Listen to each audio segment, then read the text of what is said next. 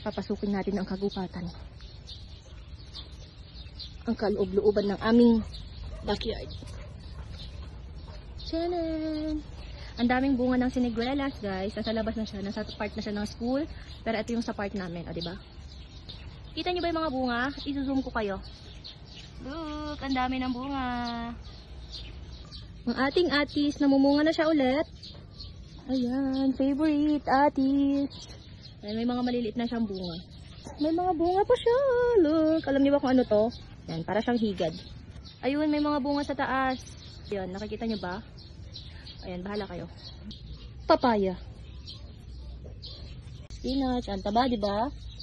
Ito nga pala yung mga sili namin nakakaiba. Ayan, pwede din niya ilagay sa arten. And ito yung kanyang panot na. Ito yung hindi pa hinog. Meron na din bunga ang langka.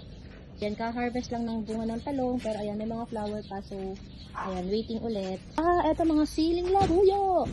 Look, ang daming bunga.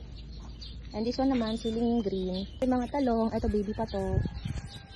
Ito, medyo okay na to. This is our garden.